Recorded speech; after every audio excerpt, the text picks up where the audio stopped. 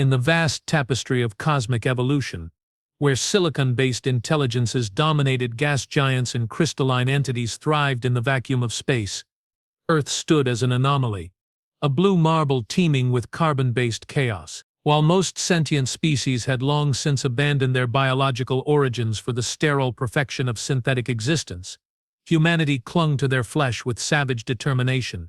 They called it a death world. Commander Elena Vasquez stood at the observation deck of Luna Station, her weathered hands pressed against the reinforced titanium glass as she watched the aurora dance across Earth's magnetosphere. At 53, she had seen humanity's greatest triumphs and most devastating failures: the Martian colony wars, the Europa mining rebellion, the first contact protocols that had ended in bloodshed when the Centauri Collective had underestimated human territorial instincts. But nothing had prepared her for this. "The reports are confirmed, Commander." Lieutenant David Park's voice carried the weight of disbelief as he approached with a holographic datapad. His young face, normally bright with the optimism that had earned him his rapid promotion, now bore the pallor of someone who had glimpsed the impossible. It's everything. An entire biomass." Elena's reflection stared back at her from the observation window. Gray-streaked hair pulled into a military knot. Dark eyes that had witnessed too much. Lines etched deep by years of command decisions. Behind that reflection, Earth turned in its ancient dance, beautiful and wounded. "Define everything, Lieutenant." Park's hand trembled slightly as he activated the hologram. Three-dimensional images materialized between them, vast swaths of empty ocean where coral reefs once thrived, silent forests stripped bare of every bird and mammal, grasslands where no insects buzzed among the abandoned flowers. 97% of non-human terrestrial fauna, Commander, gone, vanished without a trace. No bodies, no debris, no signs of struggle. It's as if, he paused, struggling with the impossibility of his own words, as if something simply took them. Elena felt something cold settle in her chest. Not fear, but the hollow recognition of a threat beyond human understanding. In her 30 years of military service, she had learned to read the language of warfare in all its forms. This was not conquest. This was not resource acquisition. This was something far more sinister. Timeline: 72 hours. It started in the Pacific Basin, deep ocean species first. Then it cascaded across every ecosystem simultaneously. Marine mammals, migratory birds, insects, even deep cave species that haven't seen sunlight in millions of years. Park's voice grew smaller with each word. The only life forms left are humans, our domesticated animals and plants. Elena closed her eyes, feeling the weight of command settle heavier on her shoulders. In the silence that followed, she could almost hear the ghost echoes of Earth's lost symphony. The howl of wolves that would never again hunt beneath the moon, the trumpet of elephants that would never again gather at watering holes, the song of whales that would never again navigate the deep ocean currents. "Sir," Park's voice was barely above a whisper, "what kind of technology could accomplish this? What could remove billions of species simultaneously without leaving a trace?" Elena opened her eyes and turned from the window. Her reflection disappeared, replaced by the starfield beyond, countless points of light hiding countless possibilities. Most of them hostile, the kind that doesn't belong to us. "Lieutenant?" 1,200 light-years away in a region of space where twin suns cast purple shadows across crystalline cities, the HFY Collective was celebrating their greatest acquisition. High Curator Nexthera moved through the biopreservation chambers with the practiced grace of her species, 7 feet tall, elongated limbs ending in 6-fingered hands, skin that shifted between silver and blue depending on the ambient light. "The specimens are adapting well to the containment fields," reported Sub-Curator Velnok, his younger voice carrying notes of barely contained excitement. "The diversity index exceeds all previous collections by a factor of 12. The Terran biosphere was even more complex than our initial surveys suggested." Nexthera paused before a massive containment sphere within which a pod of orcas swam in perfectly replicated ocean conditions. Their songs, translated through the universal communication matrix, carried notes of confusion and longing that would have moved her had her species not evolved past such primitive emotional responses 3 millennia ago. The mammals show the most sophisticated neural patterns, she observed, her voice carrying the clinical detachment that marked her as one of the collective's premier bioarchivists. Their social structures, their communication methods, truly remarkable for such a young species. The ethical protocols, Nexthera interrupted, are designed for sentient species. These are animals. Beautiful, complex animals, but animals nonetheless. They require no more consideration than we would give to rare crystals or exotic gas formations. She moved to the next containment unit where a family of mountain gorillas sat in recreated highland forest. The dominant male watched her through the transparent barrier, his dark eyes holding an intelligence that had once roamed free across ancient mountains. Velnuk's crest dimmed as he accessed the archived data. Humans. Yes, the preliminary surveys classified them as a Category 7 destructive species. It's remarkable that such a primitive civilization managed to dominate their planet so thoroughly. Then we have performed a mercy, Velnok said, his training overriding any residual doubt. We have preserved these species for posterity, saved them from inevitable extinction. Nexthera's crest pulsed with approval. Precisely.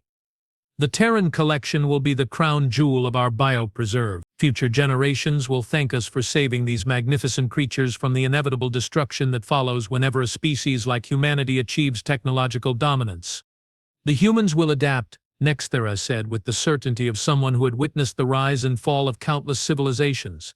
Primitive species are remarkably resilient when stripped of distractions. They'll develop sustainable agriculture, perhaps even achieve a more balanced relationship with their environment. And if they don't? Velnok asked. Nexthera's crest darkened, not with malice, but with the cold pragmatism of a species that had learned to make hard choices for the greater good. Then they will follow the same path as 90% of apex disruptor species. They will collapse, and their planet will recover. Either way, the truly valuable life, the animals that took millions of years to evolve, will be safe in our care. She turned away from the containment spheres and moved toward the exit, her business concluded. Behind her, thousands of Earth's creatures continued their existence in perfect artificial habitats, unaware that they were now exhibits in the galaxy's most extensive biological museum. Continue the monitoring protocols, she instructed, and begin preparations for the next harvest.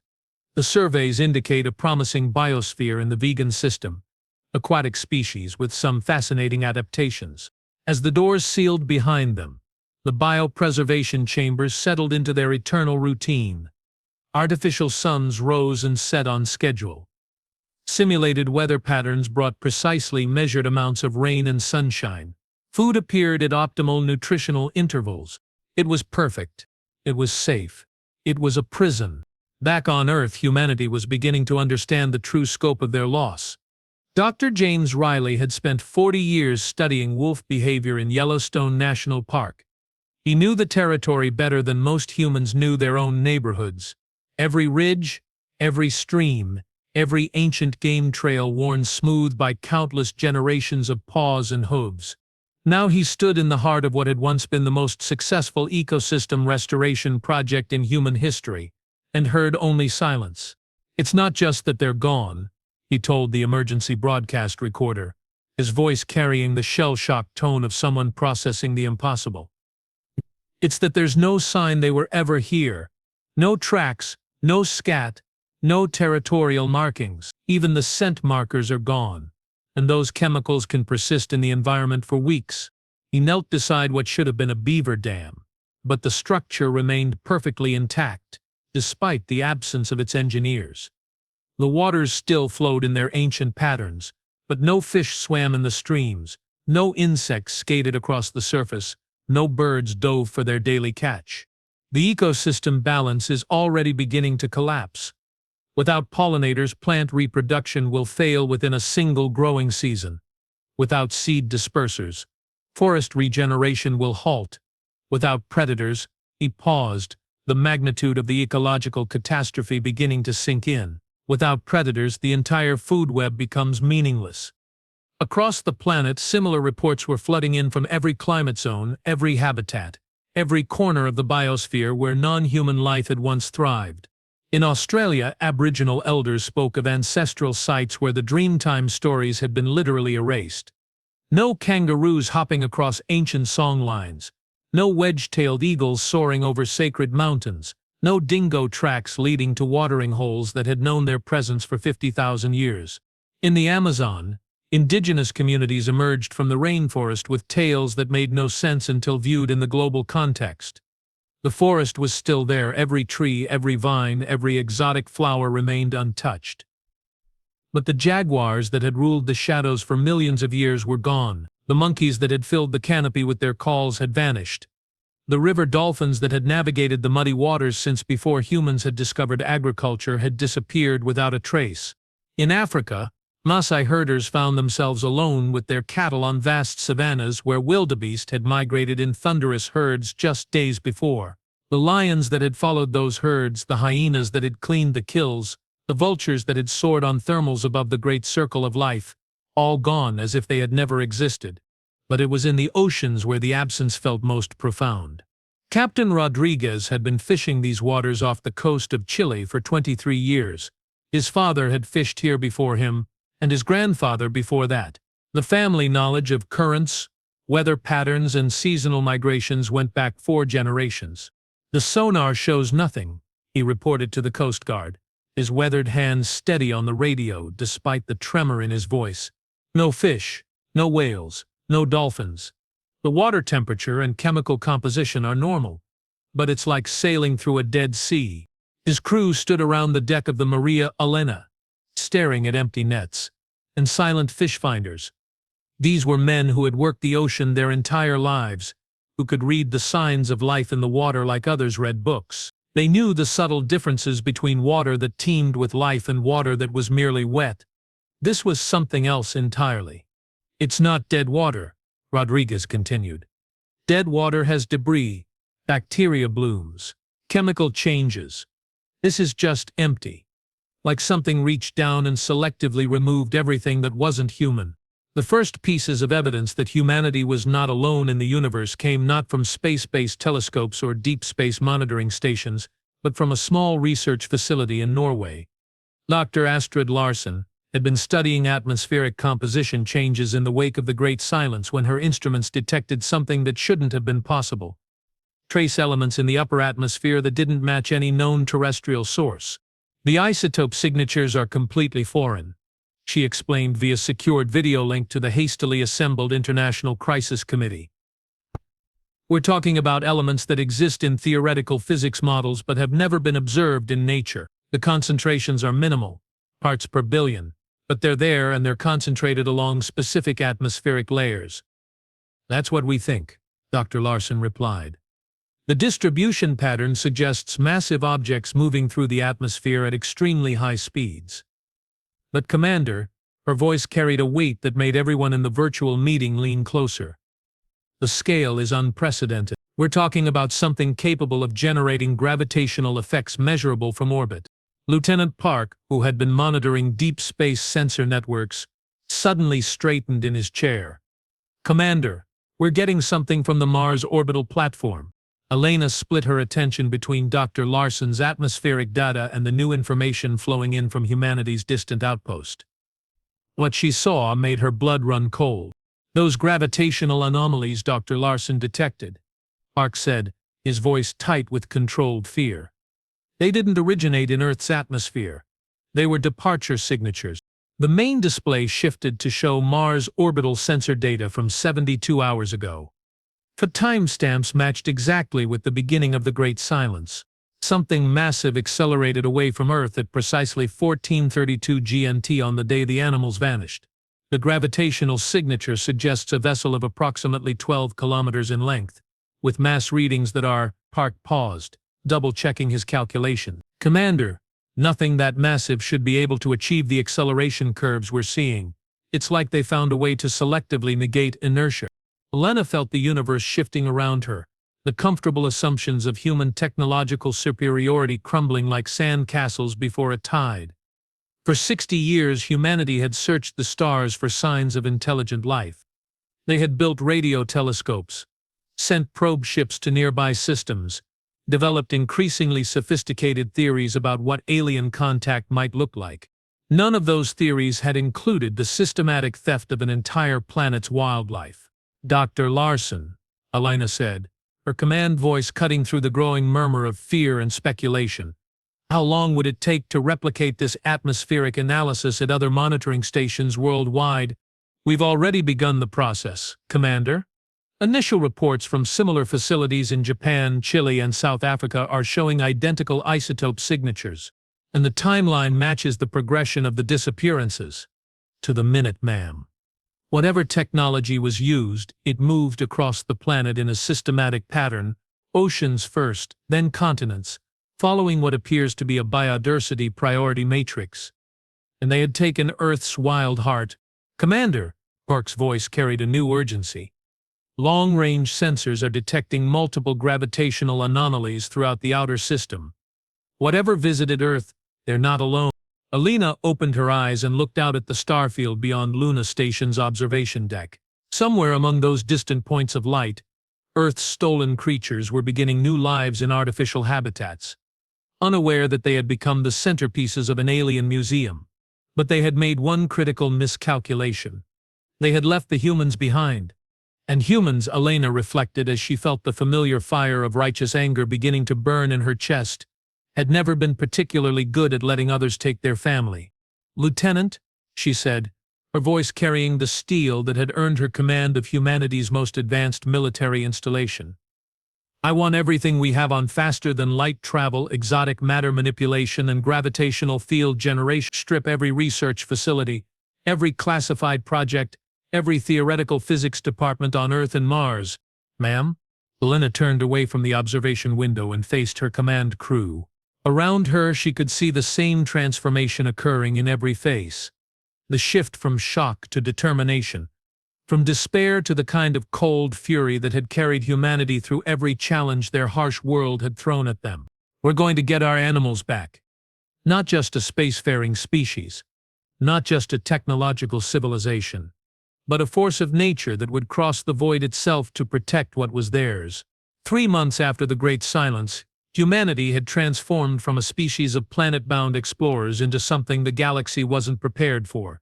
Apex predators with faster-than-light technology. The breakthrough had come from an unlikely source.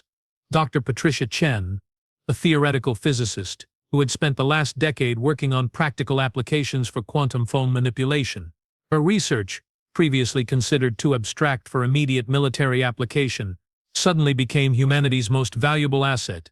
The isotope traces weren't just exhaust, she explained to the assembled War Council, her presentation hologram showing the complex mathematical models that would change everything. They were breadcrumbs. Whoever took our wildlife didn't realize they were leaving a navigation trail. Elena stood at the head of the conference table aboard the newly commissioned HSS Retribution, humanity's first purpose-built interstellar warship. Around her, the finest military minds Earth and Mars could provide studied the data with the intensity of hunters tracking wounded prey. Each isotope signature contains quantum entanglement markers. Dr. Chen continued, her excitement barely contained by scientific professionalism. By mapping the decay patterns, we can trace their exact route through folded space-time. It's like following footprints in quantum snow. General Morrison, Earth's most decorated combat veteran, leaned forward with the kind of grim satisfaction that came from finally understanding your enemy. How far? Approximately 1,200 light-years, in the direction of the constellation Vega. The trail leads to a system with binary stars, K-type and M-type, with several planetary bodies in the habitable zones. Elena felt something predatory settle in her chest. After 3 months of impotent rage, 3 months of watching Earth's ecosystems begin their inevitable collapse, humanity finally had a target. What do we know about the system? Lieutenant Commander Jackson, fresh from the Luna Academy's xenobiology program, activated a stellar cartography display. We're calling it Target System Alpha. 7 planets, 2 of which show artificial structures in the radio spectrum. Massive energy signatures consistent with advanced civilization. Estimated population. He paused, consulting his data. Conservative estimates put it at around 40 billion sentients. The number hung in the air like a challenge. 40 billion, Earth's entire human population was barely 8 billion. Sir, Colonel Martinez, the Retribution's tactical officer, spoke with the careful precision of someone delivering bad news. Our wargame simulations suggest that even with our technological advantages, a direct assault would... Suicide, Elena finished. Yes, Colonel, I assumed as much. She moved to the forward observation port, where the stars wheeled in their ancient patterns, beautiful and indifferent to human pain. Behind her reflection, she could see the determination in her officers' faces. Men and women who had volunteered for a mission that would likely end in their deaths. All for the chance to bring Earth's wildlife home. Which is why we're not going to assault anything, she continued. We're going to do something our enemies won't expect. She turned back to the group, and in her eyes was the cold calculation that had made humanity the apex predator on a world that specialized in creating things designed to kill other things. We're going to negotiate. But first, they needed to understand what they were dealing with. The journey to the HFY system took 18 days using humanity's newly developed quantum fold drive, a technology that pushed the boundaries of human engineering to their absolute limits. The Retribution was humanity's masterpiece, a kilometer-long fusion of military pragmatism and cutting-edge science, bristling with weapons that existed more as threats than practical tools. Because Elena Vasquez had not lied when she said they were going to negotiate. She simply hadn't mentioned what they were going to negotiate with. Passive sensors are picking up massive artificial structures throughout the system, reported Navigator Phillips as they emerged from their final fold jump at the edge of the target system. We're talking about space habitats, orbital installations, and what appears to be several planet-sized artificial constructs. The main display lit up with long-range sensor data, revealing a civilization that spanned multiple worlds and spoke of technologies that had been mature when humanity was still developing agriculture. Energy signatures are consistent with fusion-based power systems, but the scale, Phillips whistled softly. Commander, they're using entire stars as power sources. Elena studied the display with the eye of someone who had spent 30 years learning to read the strengths and weaknesses of potential enemies. What she saw was impressive, certainly, but it was also something else. Complacent, she murmured. Ma'am? Their defensive posture. Look at the orbital patterns, the energy distribution. This is a civilization that hasn't fought a war in millennia. They've optimized for efficiency and comfort, not survival.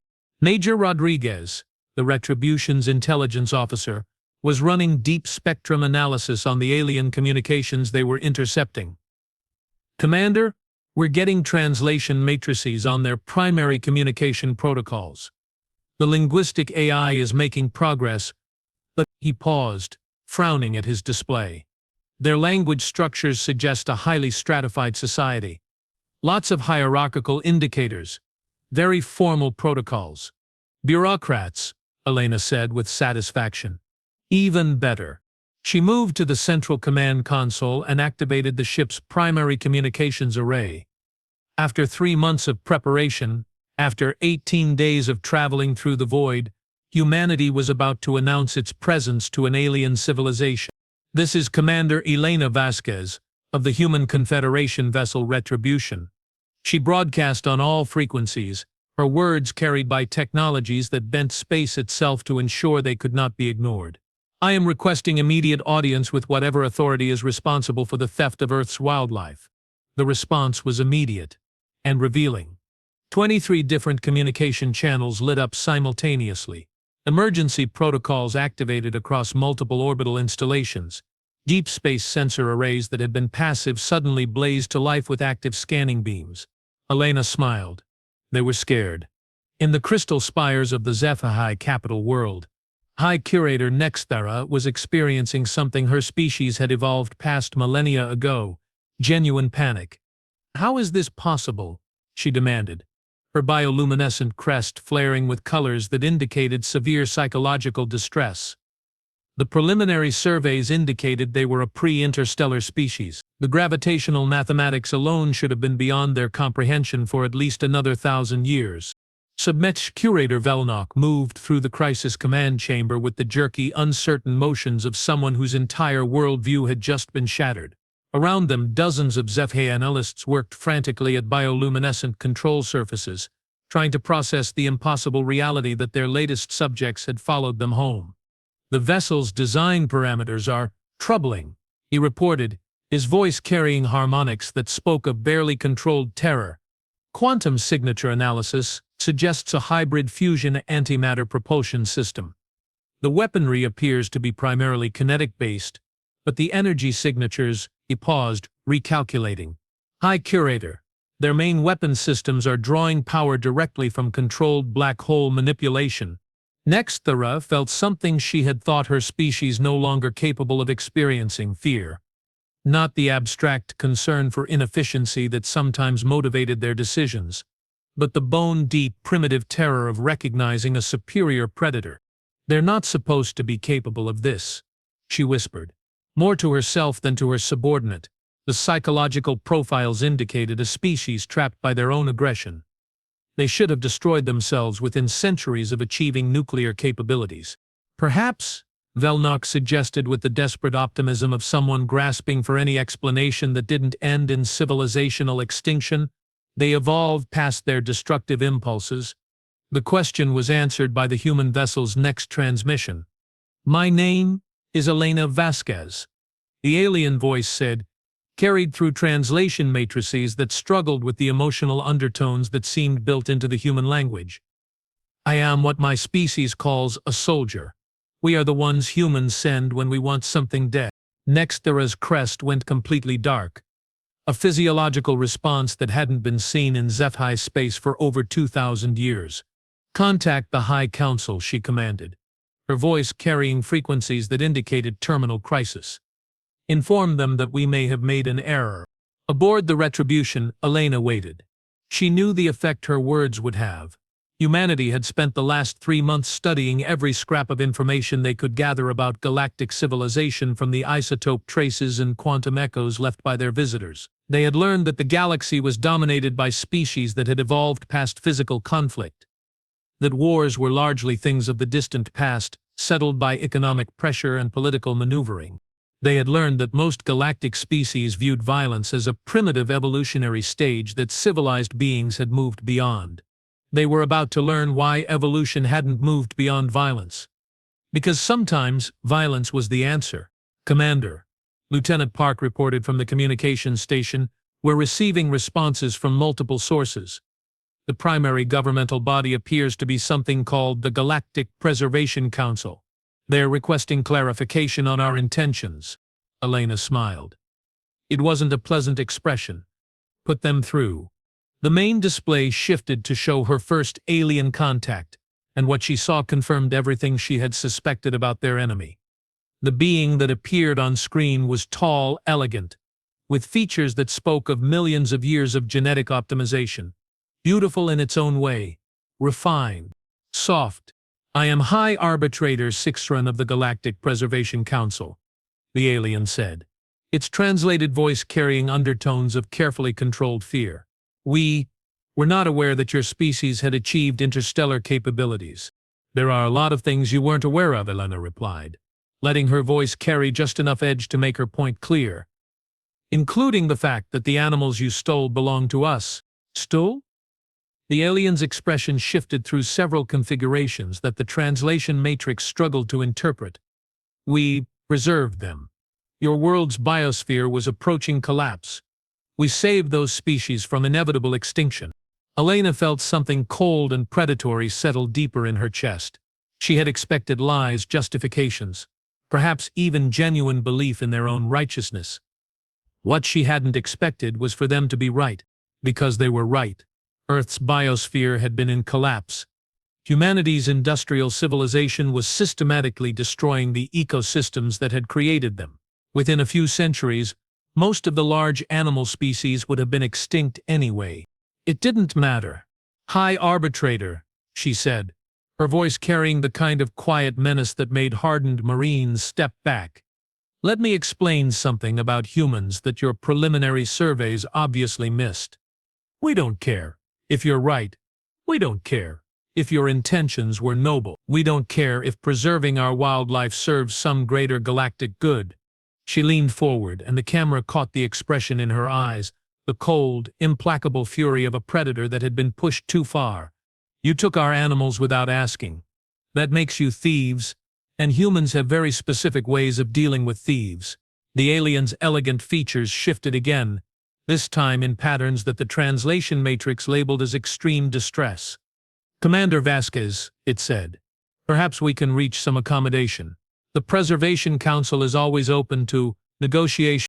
Elena smiled again, and this time it was worse than her previous expression, because this time it held genuine pleasure. I was hoping you'd say that. What followed were the strangest negotiations in galactic history. Not because of what was discussed, but because of how they were conducted. The Galactic Preservation Council had expected standard diplomatic protocols.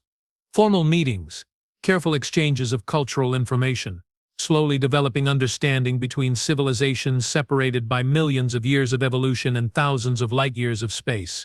What they got was Elena Vasquez in their primary council chamber, surrounded by 12 of humanity's most dangerous soldiers, delivering an ultimatum that made the translation matrices smoke. Here's how this is going to work, she announced to the assembled representatives of 47 different species, her voice echoing through the vast crystalline chamber that served as the council's meeting hall. You're going to return every single animal you stole from Earth. All of them, alive, healthy, and unharmed.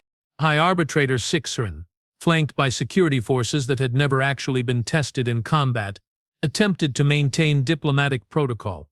Commander, surely you understand that simply returning the preserved species to their original environment would be— I don't care, Elena interrupted, and the flat finality in her voice made several council members actually flinch. Find a way. But the ecological considerations alone are human problems that will be solved by humans. Your only concern is getting our animals back to us before we lose patience. Council member Zixidis, a crystalline being whose species had achieved spaceflight while Earth's continents were still forming, spoke with the authority of eons.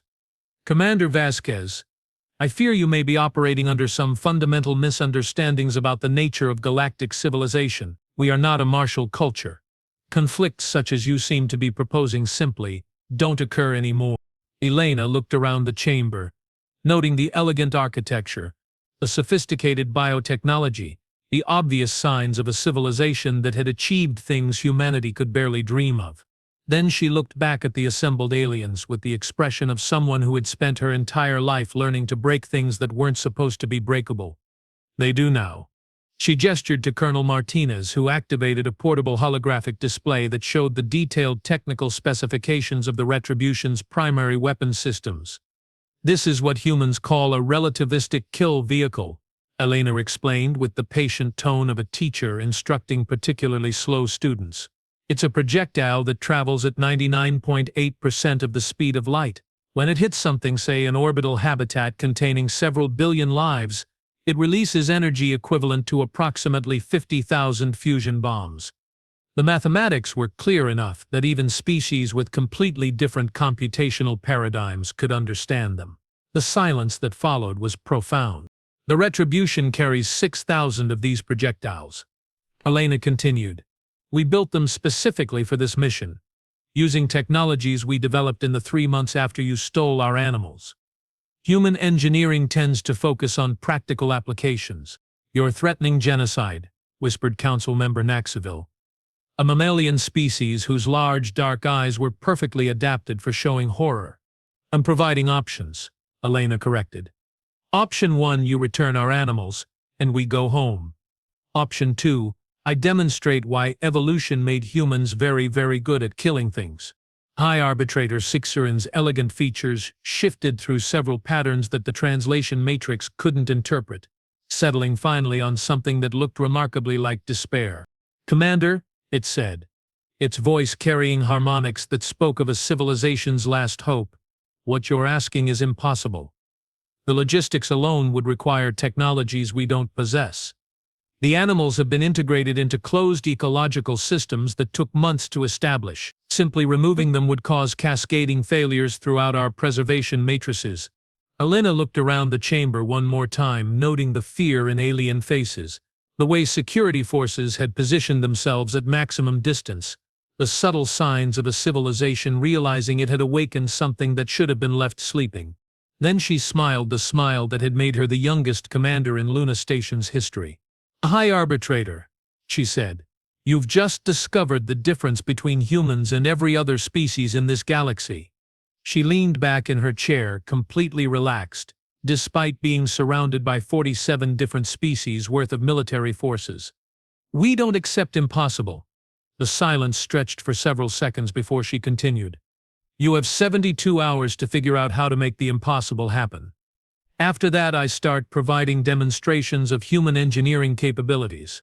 She stood to leave, then paused as if remembering something trivial. "Oh, and High Arbitrator, in case you're considering trying to deal with us through military action." She gestured again to Martinez, who brought up a new display showing real-time sensor data from the outer system. "That's the HSS Vengeance, the HSS Justice, and the HSS Reckoning. They arrived 12 hours ago. Each one carries the same armament as the Retribution." Elena walked toward the chamber's exit, her soldiers falling into formation around her with the kind of precise, predatory movement that spoke of years training to kill things in hostile environments. 72 hours, she repeated without looking back. "After that, you get to learn why humans never actually stopped being the most dangerous species on a planet that tried very hard to kill us." As the chamber doors sealed behind the human delegation, 47 different species began to understand what it meant to be prey. High Arbitrator Sixerin stood motionless for several minutes after the humans departed, its elegant form trembling with frequencies that indicated profound psychological shock. Around the council chamber, representatives of civilizations that had ruled star systems when Earth was still molten rock struggled to process what they had just witnessed. "They're not bluffing," whispered Council Member Veltanus, a gaseous intelligence whose translated thoughts carried undertones of existential terror. "The weapon specifications. I've run the calculations 17 times. Those projectiles would crack planetary crusts." "More concerning," added Saltus, "its crystalline form resonating with harmonics of deep analysis, is their apparent comfort with extinction-level violence. No galactic species has seriously contemplated genocide in over 12,000 years." Sixerin finally moved, its elegant limbs carrying it to the chamber's primary data interface. With gestures that spoke of desperate hope, it began accessing the deep archives that contained humanity's original survey data. "Show me everything," it commanded. "Every scan, every behavioral analysis, every psychological profile we compiled during the initial observation period." The chamber filled with holographic displays showing Earth as it had been before the Great Silence. A blue marble teeming with life orbited by primitive space installations, home to a species that had barely begun to explore their own star system. The initial classification rated them as promising but developmentally limited, reported the archive system. Standard prognosis for technological development: 1,500 years to achieve practical interstellar flight, 3,000 years to develop stable galactic diplomatic protocols. They did it in 3 months. Zelthis observed, its crystal matrix flaring with patterns that indicated severe computational stress. Not just the travel capability, the weapons technology, the strategic planning, the coordination required to deploy 4 capital ships simultaneously. This suggests technological development rates that are unprecedented in galactic history. Sixerin accessed deeper files, searching for some explanation for what they were facing. What it found made the situation infinitely worse. "Look at their evolutionary matrix," it said, its voice carrying frequencies that made other council members physically recoil. Their homeworld classification was Category 9 Death World, extreme gravity, violent weather patterns, predator-to-prey ratios that should have prevented the evolution of complex intelligence. The implications began to cascade through the assembled minds like a malignant infection. "They're not an ordinary sapient species," Veltanus breathed. "They're predators that achieved technological civilization." "Worse," Sixerin replied, accessing military records that hadn't been touched in millennia. "They're predators that achieved technological civilization without losing their predatory instincts."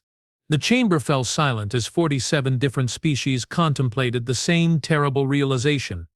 They had stolen the children of something that evolution had specifically designed to hunt and kill, and now it had followed them home.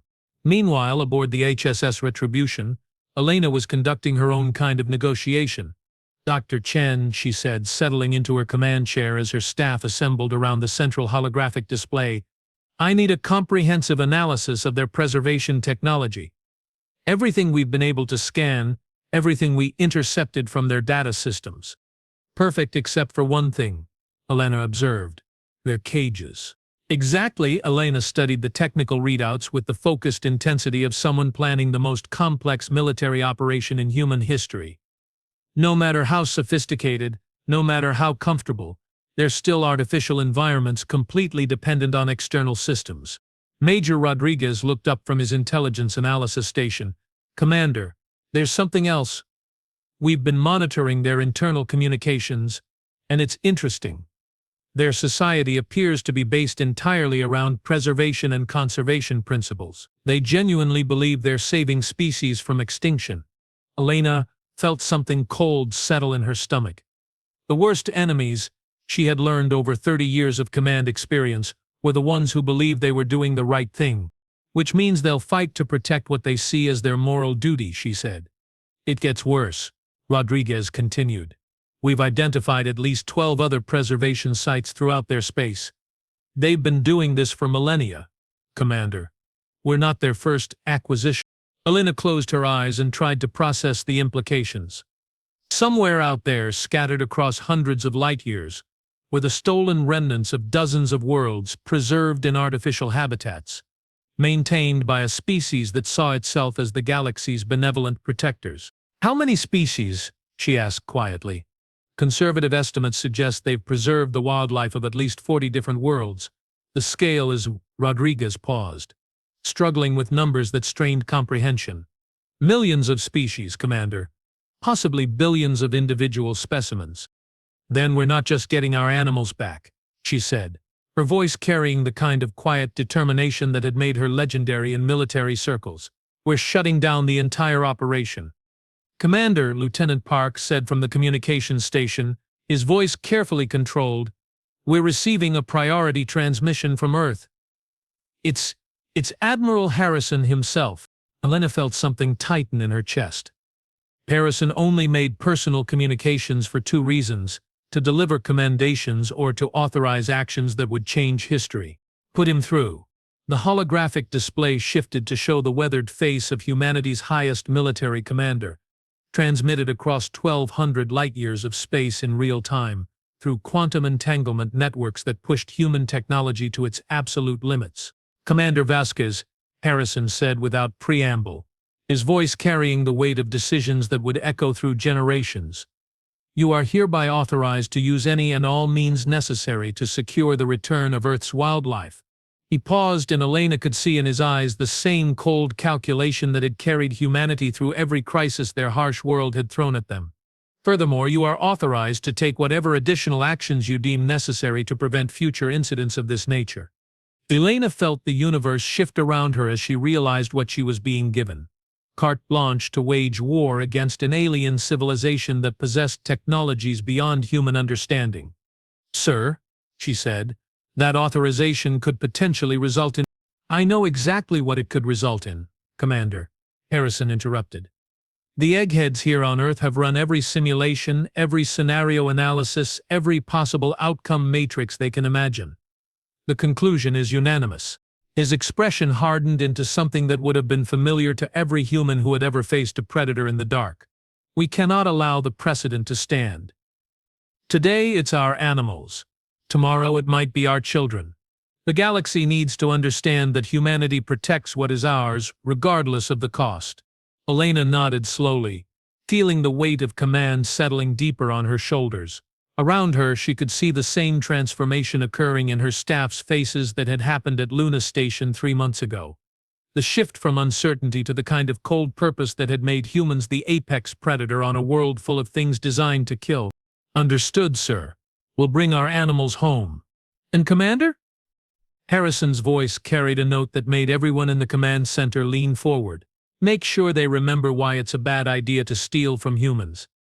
Dr. Chen, she said after a moment of contemplative silence, how long would it take to modify our relativistic kill vehicles for precision targeting? Define precision, Commander. Elena's smile was sharp enough to cut diamond. I want to be able to surgically remove every single preservation facility in their space without harming the animals inside. Dr. Chen stared at her for several seconds before the impossibility of the request fully sank in. A commander. That would require targeting accuracy measured in centimeters across interstellar distances, synchronized timing across multiple star systems, and technologies that, she paused. Technologies that don't exist. Elena looked around the command center, one more time noting the determination in faces that had volunteered to cross the galaxy for the chance to bring Earth's animals home. Dr. Chen, she said, added to the list of impossible things we're going to accomplish in the next 72 hours. 60 hours into humanity's ultimatum, the Sci-Fi collective made a discovery that changed everything. What he found made him wish he had never been curious about humanity's origins. Explain, she commanded. Belknap activated the ancient display systems, and the chamber filled with holographic data from surveys conducted when human civilization had barely discovered agriculture. The display showed Earth as it had been 8,000 years ago, a blue world teeming with life orbited by a single moon, home to a species that had just learned to plant crops and domesticate animals. The preliminary classification rated it as a Category 9 death world. Nexthera observed, her crest already beginning to dim as she sensed where this was leading.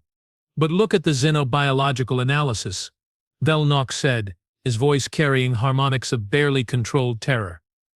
The apex predator-to-prey ratios, the evolutionary selection pressures, the adaptive radiation patterns of the dominant sapient species. They didn't achieve technological civilization despite being from a death world, she whispered. They achieved it because of it. The ancient data painted a picture that violated every assumption galactic civilization had made about the relationship between intelligence and survival. While most sapient species had evolved on worlds where cooperation and resource management were the keys to success, humans had evolved on a planet where the primary evolutionary pressure was the ability to hunt, kill, and survive in an environment specifically designed to kill them. The psychological profiles from their early development period, Belknap continued, his form now trembling with frequencies that indicated existential dread, show consistent patterns of territorial aggression, pack-hunting behaviors, and what the analysis classified as pathological persistence in the face of overwhelming odds. Nexthera accessed deeper files, hoping to find some indication that the ancient surveys had been wrong. What she found was worse. Their brain chemistry, she said, reading data that made her species' most advanced xenopsychologists sound like children describing monsters. Curator, their neurological reward systems are specifically optimized for violence. They literally experience pleasure when hunting and killing. And we stole their pack-bonded offspring. Belknap added, the full scope of their mistake finally becoming clear. In the silence that followed, both Sci-Fi came to the same terrible realization. They had not stolen specimens from a primitive civilization. They had kidnapped the children of the galaxy's most successful pack hunters, and now those hunters were here to take them back.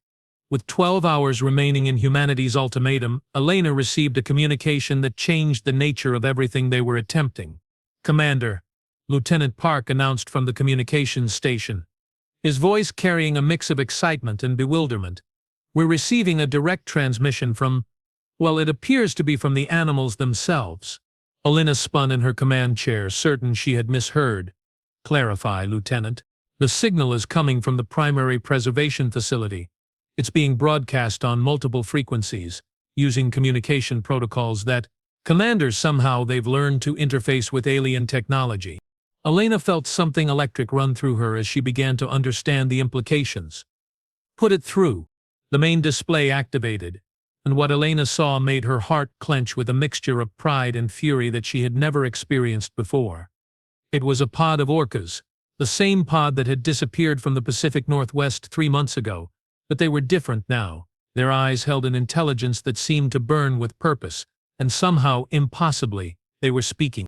Not in human language, but in something that the translation matrices were rendering as English. Human Commander, the lead orca said, its massive form moving through artificial waters that could never replace the open ocean. We greet you with songs of the deep hunt. Elena leaned forward, hardly daring to believe what she was seeing. You can. The implications crashed through Elena's mind like a tidal wave. The Zephi hadn't just stolen Earth's animals. They had accidentally uplifted them, enhanced their cognitive capabilities in an attempt to better understand and preserve them. How many of you can communicate now? All who swim, all who fly, all who run beneath alien stars, the orca responded. The great bears speak with voices of thunder. The hunting cats dream in languages of wind and shadow. The high flyers sing of territories that span star systems. Elena felt something fundamental shift in her understanding of what they were facing. This wasn't just a rescue mission anymore. This was the liberation of an army. Can you help us get you home? The orca's response was immediate and filled with something that transcended species boundaries, pure, predatory joy. Human commander, we have been learning the ways of our captors. We know their weaknesses, their fears, their protected places. We have been waiting for the pack leaders to come for us. Elena smiled, and for the first time since this mission began, it held genuine warmth instead of cold calculation. Then let's bring you home. What followed was the most complex military operation in human history, and the galaxy's first example of multi-species coordination in warfare. Elena's plan was elegant in its simplicity and terrifying in its scope. Rather than attempting to extract the animals through force, they would coordinate a simultaneous uprising from within every preservation facility in Zephi space. The enhanced animals have been studying their containment systems for months, she explained to her assembled fleet commanders via quantum entanglement communication. They understand the technology better than we do. All they need is the right moment to act. Admiral Patricia Zhao, commanding the HSS Vengeance, looked skeptical from her position in the outer system. Commander, you're talking about coordinating a revolt across 47 different star systems simultaneously. The logistics alone are being handled by species that evolved to coordinate pack hunts across territories spanning thousands of square kilometers. Elena interrupted. Admiral, we're not dealing with confused animals anymore. We're dealing with enhanced intelligences that have spent 3 months planning their own liberation. The beauty of the plan became clear as Elena outlined the details. The uplifted animals would disable the preservation facilities from within, creating temporary safe zones for extraction. Simultaneously, human forces would deploy precision strikes against Zephyr military installations, preventing coordinated response. But it was the third phase of the operation that would echo through galactic history. Once we've secured the animals, Elena continued, we're going to make sure this never happens again. She activated a display showing detailed intelligence on every Zephyr preservation facility, every collection site, every installation that had been used to steal wildlife from developing worlds. The silence that followed was profound as her fellow commanders grasped the magnitude of what they were proposing. Elena, Admiral Zhao said quietly, that's not a military operation. That's a revolution. Elena looked out at the stars, where somewhere among those distant lights, thousands of species waited in artificial habitats, preserved for the benefit of civilizations that saw them as objects to be protected rather than lives to be lived. And that's what we're going to give them. The uprising began at 0300 hours, coordinated across 47 star systems with precision that would have been impossible without enhanced animal intelligence. In the Zephyr primary system, the massive orcas that had become the de facto leaders of Earth's stolen creatures sent out calls that traveled through quantum communication networks the aliens had never intended them to access. Across the galaxy, enhanced wolves howled in harmonies that carried detailed tactical information. Eagles and hawks used visual communication systems designed for alien eyes to coordinate aerial reconnaissance. Even the great cats, traditionally solitary hunters, worked together with a coordination that spoke of shared intelligence and common purpose. Next, Thera was in the primary control center when the first containment fields failed. Impossible, she breathed, watching in horror as 12,000 different species simultaneously demonstrated that they had learned to override Zephyr technology. The containment matrices are quantum encrypted. It would take centuries to decode the access protocols. High Curator, Velnock reported from his monitoring station, his bioluminescent patterns now strobing with frequencies that indicated complete psychological breakdown. They're not decoding the protocols, they're rewriting them. On screens throughout the control center, the impossible became routine. Dolphins worked in groups to manipulate control interfaces designed for six-fingered hands. Primates with enhanced cognitive capacity solved puzzles that had taken HFY engineers years to develop. Birds of prey used their enhanced vision to read quantum data streams directly from the source. And everywhere the message was the same: the pack leaders have come. The hunt begins. Emergency protocols. Nexthera commanded, her voice carrying harmonics of desperate authority. Activate all security measures. Contact the military command. Deploy suppression systems immediately. But as her orders went out across the preservation network, they met with a response that the HFY had never anticipated: coordinated resistance from species that had learned to use their own technology against them. Phase 1 is proceeding on schedule, reported General Morrison, his weathered face showing the kind of grim satisfaction that came from watching a perfectly executed plan unfold. All 47 preservation facilities are reporting simultaneous containment failures. The animals are securing their own extraction zones. Phase 2?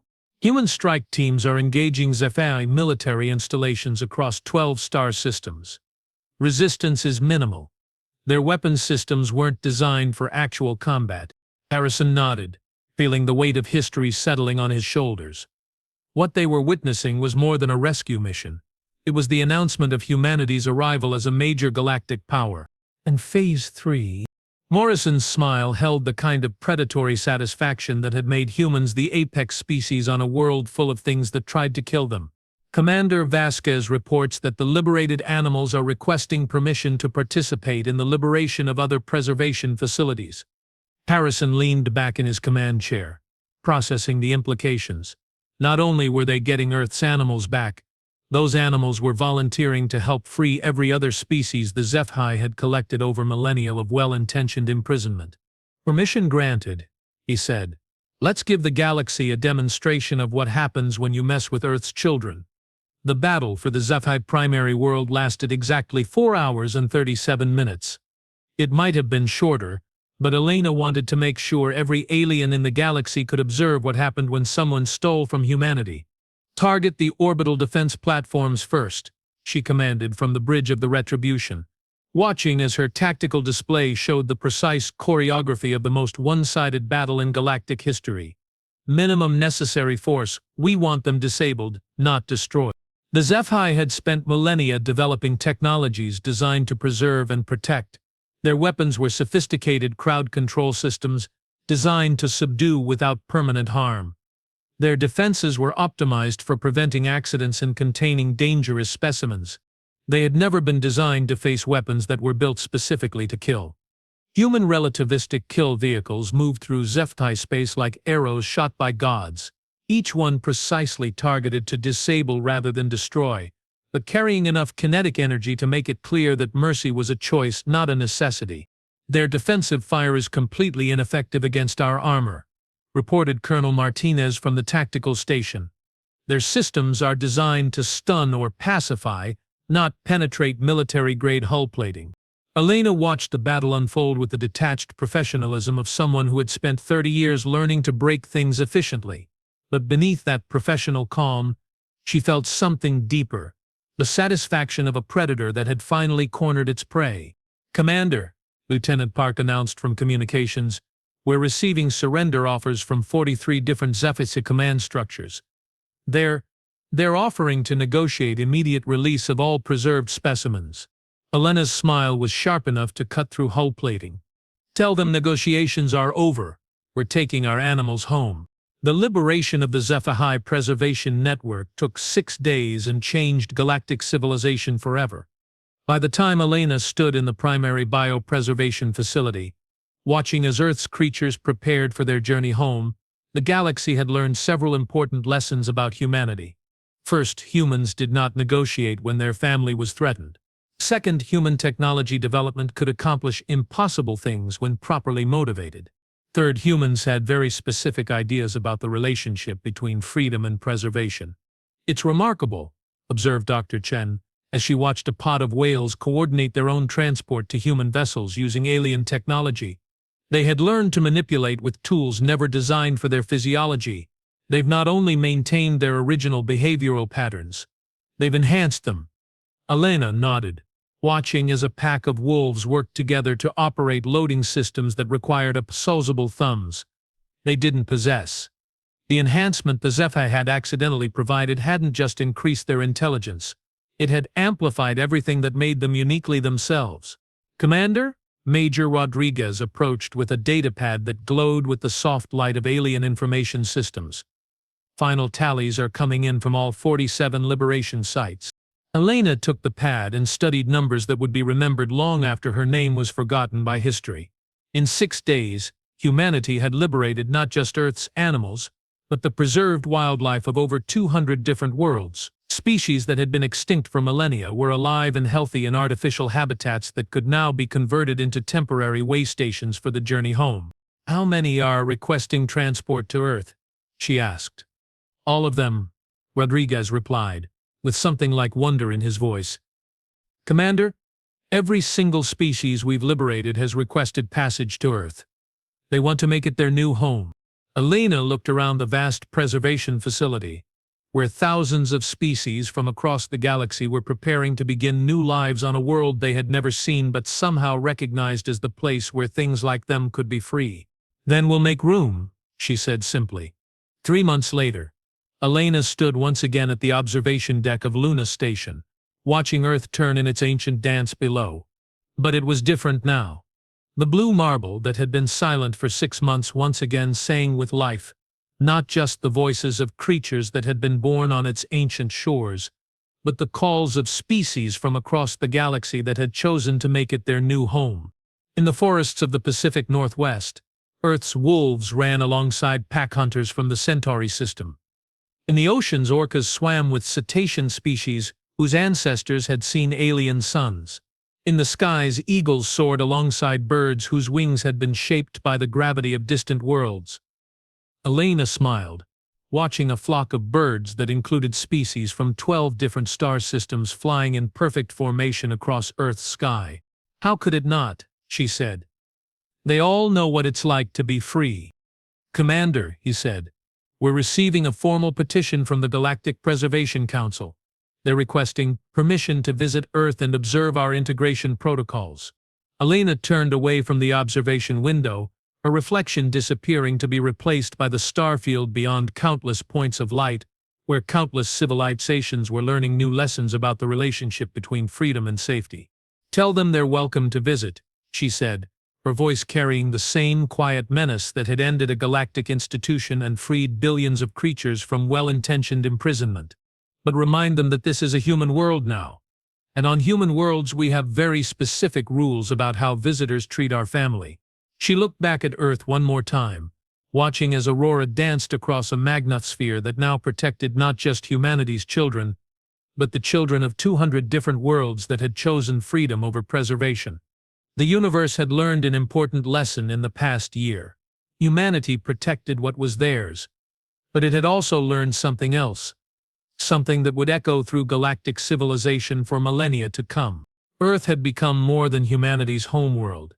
It had become the galaxy's first truly free world, a place where any species could choose to live wild and dangerous and gloriously alive, rather than safe and preserved and eternally caged. And at Luna Station, Commander Elena Vasquez stood watch over it all, knowing that somewhere among those distant stars, other young civilizations were learning that the galaxy contained both predators and prey.